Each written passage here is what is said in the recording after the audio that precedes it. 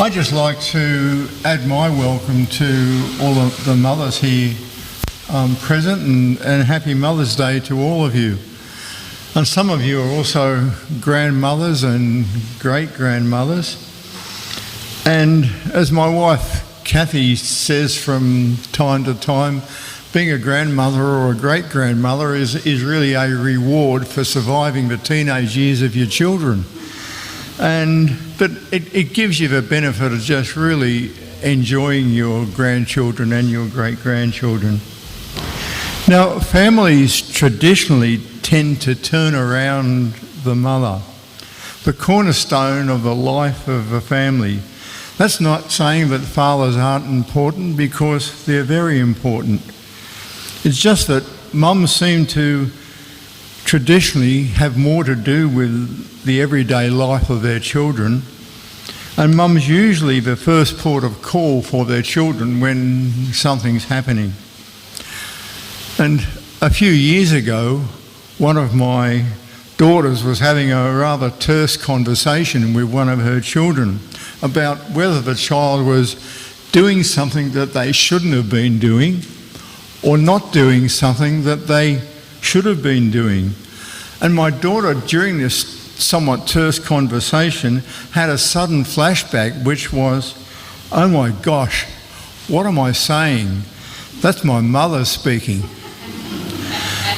Maybe something along the lines of, how many times have I told you to close the door? You weren't born in a tent.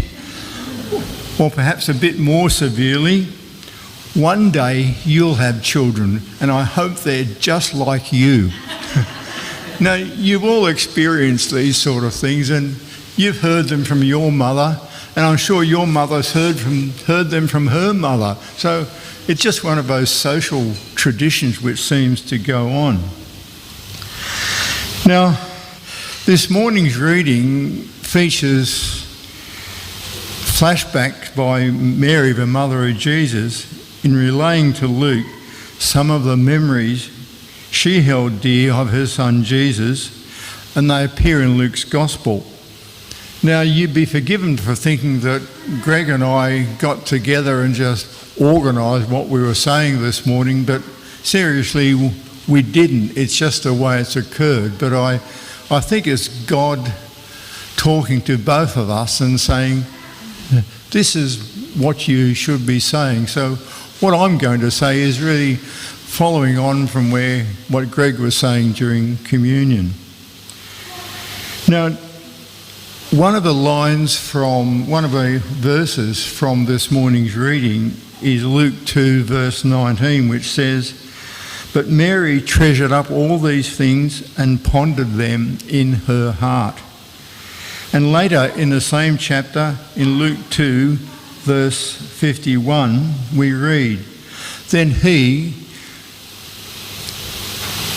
that's Jesus, "went down to Nazareth with them and was obedient to them.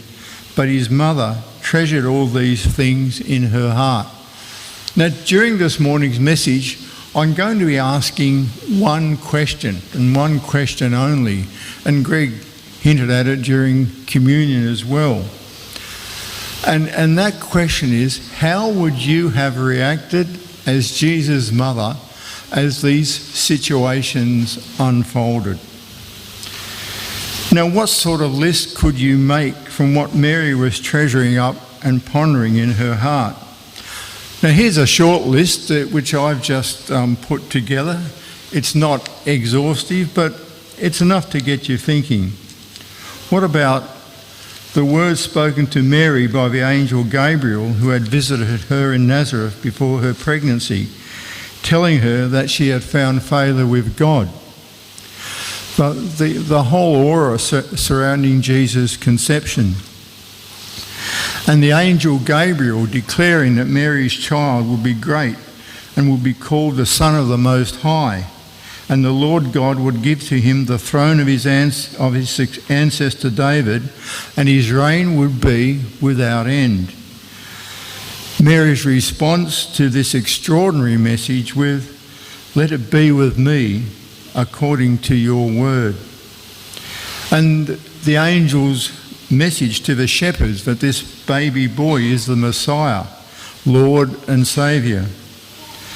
Then there's a meeting in the temple with Simeon and Anna at Jesus' dedication shortly after his birth, and the prophecy that was made therein. And Jesus telling Mary when he was 12 that he was going about his Father's business, and the Father was God. And the collective event of Jesus' arrest, crucifixion and resurrection at that Passover in Jerusalem. Then going back to Jesus' birth, we have the visit of the wise men at Jesus' birth. Or following that, to escape Herod's vengeance, the flight into Egypt. And then you have the various miracles, and there were quite a few miracles. I'm just going to be mentioning one of them, which was Jesus turning water into wine at the wedding in Cana. These are all incidents that Mary could ponder and or treasure with the realisation that my son was indeed someone wonderfully special and truly great. Now here's the first question for all the mothers here this morning, and you know what the question is. What would your reaction be if, say, at your child's dedication or baptism, someone present said to you, say like Simeon, what Simeon said to Jesus in the temple, this child is destined to cause a falling and rising of many, and to be a sign that will be spoken against, so that the thoughts of many hearts will be revealed, and a sword will pierce your own soul too. What would your reaction be if that was said to you? You can paraphrase this as being, your child will cause unrest among people, he will be the centre of fierce opposition, and he will cause your soul much anguish. How would you react? And yet, on this solemn and happy event of a dedication, you are being told that your child is going to cause much disruption and you will be sorely hurt.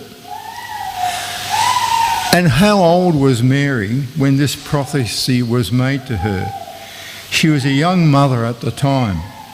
The usual age for Jewish newlyweds were about 16 for a female and about 19 for a male. So Jesus probably would have been somewhere in her mid to late teens when Jesus was born, somewhere between 15 and 19 years old maybe. And then some 6 weeks later, Jesus was dedicated in the temple where this prophecy was made. Now tradition has it, of course, that Joseph was much older, but we really don't know. I'll now ask this question, I think, for the third time. How would you react it as a new mother, probably between 15 and 19 years old, when this prophecy was made? It's certainly going to be different to your reaction as Jesus' mother, as a mature woman, after being witness to Jesus' life, death and resurrection, and then his ascension into heaven. The question again, how would you react as the mother of Jesus at his crucifixion?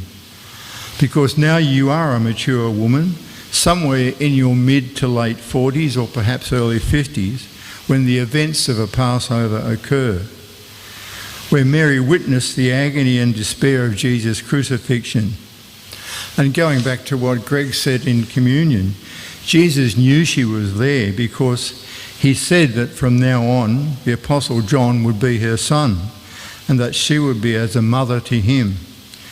John from that time on took Mary into his home, and later that day Jesus uttered his final words, "It is finished." With that he bowed his head and gave up his spirit. Again, this question, what would your reaction to be and how would you have felt? But do you ponder Simeon's words from Jesus' dedication in the temple some 30 odd years ago, previously, when Jesus was about 6 years old, saying in effect that your child is going to cause upheaval, be rejected, and will cause you much anguish. That anguish characterised as a sword piercing your soul. And do you also treasure other words of Simeon during the dedication in the temple, when you realise that on the third day Jesus has risen from the dead? And this is what Simeon said. Simeon took him, that is Jesus, in his arms and praised God, saying, Sovereign Lord, as you have promised, you may now dismiss your servant in peace. For my eyes have seen your salvation, which you have prepared in the sight of all nations, a light for revelation to the Gentiles and the glory of your people Israel. Now, I think the key parts are the phrase, for my eyes have seen your salvation, and the key word being salvation. And then we have this key phrase following on, a light for revelation to the Gentiles and the glory of your people Israel. Now, your reaction as Jesus' mother is going to be different here to the one that you experienced just 3 days before on Good Friday. Now, going on to the last mention in the Bible we have of Jesus, which is in Acts chapter 1, verses 9 through to 14. Immediately following Jesus' ascension into heaven. And verses 9 to 10 read, Jesus was taken up before their very eyes, and a cloud hid him from their sight. And they, that is the apostles, were looking intently up into the sky as he was going, when suddenly 2 men dressed in white stood beside them. Men of Galilee, they said, why do you stand there looking into the sky? This same Jesus, who has been taken from you into heaven, will come back in the same way you have seen him go into heaven. And the apostles then returned to Jerusalem from the Mount of Olives, which was within what they called a Sabbath day's walk of Jerusalem. A Sabbath day's walk being about 1.2 kilometres, which is roughly the distance of the Mount of Olives from the walls of Jerusalem. And then in verses 13 and 14 it continues. When they arrived, and that is back from the Mount of Olives, they went upstairs to the room where they were staying. They all joined together constantly in prayer, along with the women and Mary, the mother of Jesus, and with his brothers. And the ascension, an awe-inspiring occurrence, an astonishing occurrence. I think I would have been at the very least breathless, speechless, and filled with wonder and awe. But again, this same question, which I keep on repeating. After Jesus' ascension into heaven, what is your reaction as Jesus' mother to the events surrounding Jesus' ascension? And given that today is Mother's Day, there's another event from Jesus' ministry, and one I've already mentioned. I'm still asking the same question about this event as well. So keep thinking about what your reaction would be as Jesus' mother. And Mary plays a crucial part in this event. And the event, of course, is the wedding at Cana. You know the story, so I'm not going to retell it, but instead look at some of the events within the story. But why choose the wedding? Well, it's the first recorded miracle of Jesus, and it takes place about 1 week after some significant events in Jesus' ministry that Mary would have become aware of. The events being Jesus' baptism by John the Baptist, and for want of a better word, the recruitment of the first 5 of Jesus' apostles, and they were calling him Rabbi. Now, the events of Jesus' baptism and his first 5 followers are significant in that they mostly took place about 120 kilometres south of Nazareth, which is Mary's home. And significant because Jesus here is showing that he's travelling away from the region of Galilee to fulfil his ministry. For Mary, though, these events and where they occurred may have caused her to think again, to ponder the events surrounding his birth and the prophecies made, to think that at last it may be beginning. Add on the problem of a wedding running out of wine, and this may have caused her to seemingly prod Jesus to show a small part of who she understands he really is and what he is apparently beginning to embark on. And it's who she understands who she thinks Jesus is. Because Mary approached Jesus and effectively said, "There's a problem. We've run out of wine, and surely you can fix it." A problem that Mary may have also thought that Jesus caused in the first place. Now, I'll dig a little bit deeper to show why. Because Jesus was also invited to the wedding. However, in the original Greek text, the use of Jesus and his disciples indicates that the disciples were only possibly invited at the last minute because of their relationship with Jesus as his followers. Now, the apostle Nathanael also came from Cana, and he possibly may have also been on the original invitation list. But whatever the case, it would not have been known to those who were hosting the wedding that Jesus, as rabbi, had within the previous week acquired 5 followers. Now, traditional Jewish weddings lasted somewhere, and depending on the wealth of a family, they lasted somewhere between 1 and 7 days. But whatever the situation, or whatever the duration of a wedding, at some point in time the wine ran out.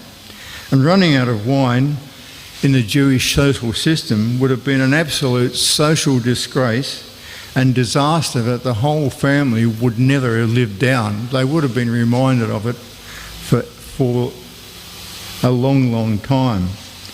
And the presence of Jesus' followers may have been part or all of a reason that the wine ran out, as they may not have been catered for. Now, possibly given their long walk to Cana of around 130 kilometres, they also may not have been able to conform to the Jewish custom of bringing wine and food with them to add to the wedding festivities. And this adds some weight to the possible reason why Mary, having some authority at the wedding, turns to Jesus and says, "They have no more wine." Now, given Cana's close proximity to Nazareth, maybe about 14 or 15 kilometres or so, there are also clues that Mary may have been related to either the groom or the bride. And the clue that Mary was possibly related is given to the position of authority she apparently had at the wedding in being able to command the servants when she told them to do whatever he tells you, the he, of course, being Jesus.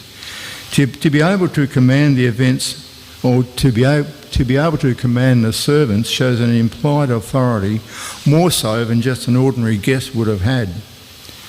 Given all of this, it could also possibly indicate a growing impatience and frustration by Mary as his mother, along the lines of, and this is me just surmising, "You're 30 now. When are you ever going to begin to fulfil the prophecies made about you both before and at your birth? Well, here's your chance." Impatience that could be caused by pondering the angel's words,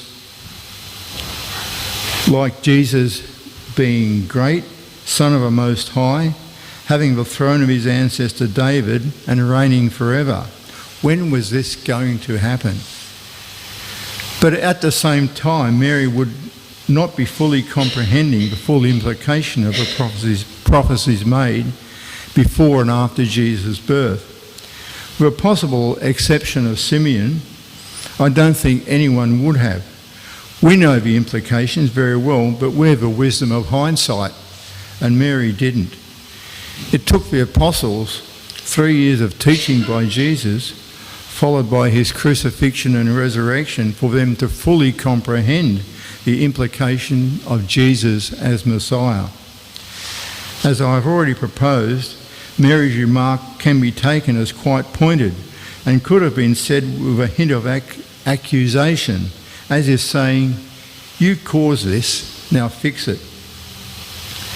Add the events of a previous week of Jesus' life, with a possible impatience on thinking that surely Jesus' hour had come, which may explain Jesus' response when he says, "Woman, why do you involve me?" Jesus replied, "My hour has not yet come." And Jesus says here, "woman," and not "mother."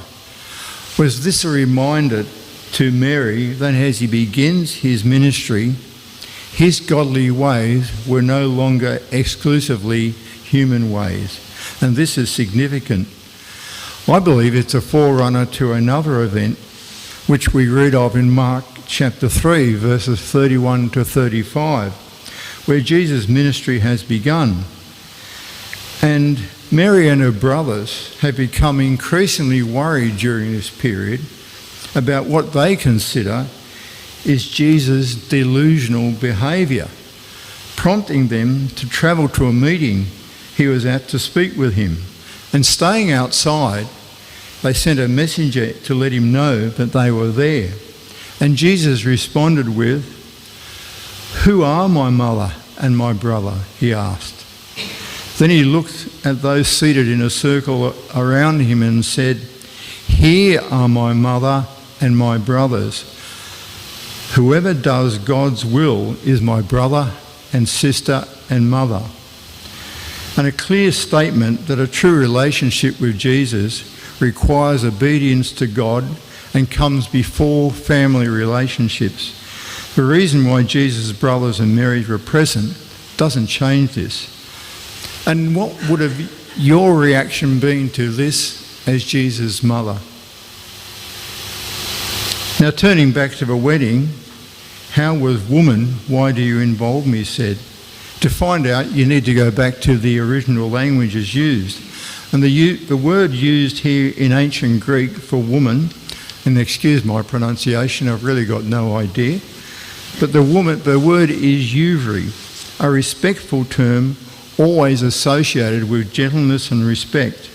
Similarly, the phrase "why do you involve me" in Aramaic is "ma li velak."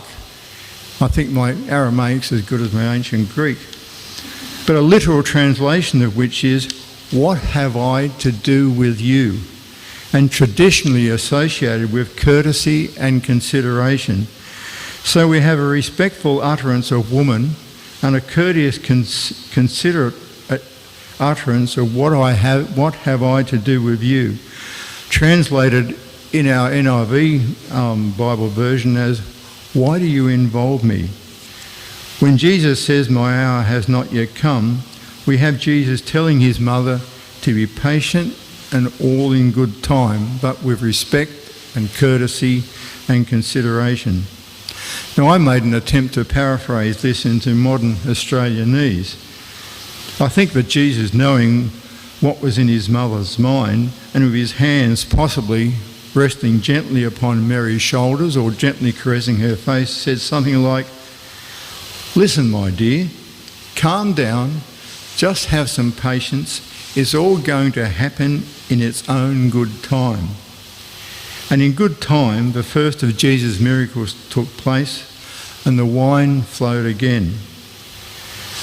And bearing in mind Jesus' baptism, the presence of 5 followers who called him Rabbi, and the water being turned into wine, how would you as his mother ponder and treasure the first miracle of Jesus? And moreover, and going well beyond this, how would you have responded to the events of Jesus' life, where before and after her son's birth, you have been told about the astonishing events that would surround his life? And then, of course, as Jesus' life unfolded, needing to come to terms with the sometimes harsh reality of these events, and also the awe-inspiring demonstrations of God's power and love in the events of Jesus' life as they took place. And how would you respond? In particular, how would you respond as Jesus' mother? And when the angel Gabriel first told Mary of these events, Her response was simply, "I am the Lord's servant. May your word to me be fulfilled." And they were.